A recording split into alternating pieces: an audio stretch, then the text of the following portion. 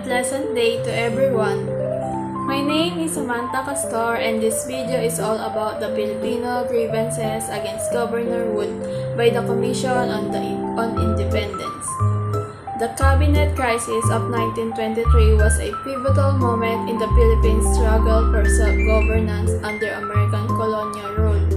It exposed the growing frustration of Filipino leaders toward Governor General Leonard Wood's administration, particularly his disregard for Filipino autonomy and justice. At the heart of this crisis was the controversial reinstatement of Ray Conley, an American detective accused of corruption, which triggered a mass resignation of top Filipino officials and intensified the push for independence. The anti-Wood sentiment of Filipino officials exploded on July 21, 1923, with the decision of Governor General to reinstate Ray Conley, the chief of the vice squad of the Manila Police Force, who was accused of receiving money from gambling lords.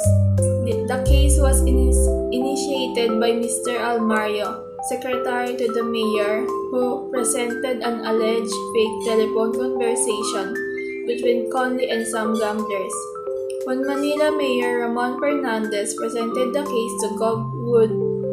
Wood advised the mayor to file the case in court. The court acquitted Conley, but dissatisfied Mayor Fernandez and Justice Secretary Jose Laurel requested Wood to allow them to conduct an investigation on Conley. Instead of granting the request, Wood created a board composed of other government officials. The board found Conley not guilty and recommended his reinstatement. Wood personally believed that Conley was not accountable and the charge against him were only fabrication of influential and well-connected persons who were affected by the anti-gambling campaign. After he was acquitted, Conley resigned and Wood accepted it.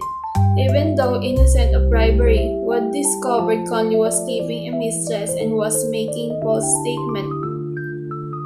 Mayor Fernandez and Secretary Laurel were insulted learning that the board created by Wood acquitted Conley. The decision implied that their case against Conley was weak. To counter this discontent, they emphasized to the people that Conley was acquitted not for his innocence but because he was an American. The two tendered their resignation and Senate President Quezon and Speaker Manuel Rojas also resigned as member of the Council of State. In support of Laurel, Governor Wood tried to win back the Filipino officials who gave up their positions. His gesture was not reciprocated and this made him accept the resignation and replace them with their deputies.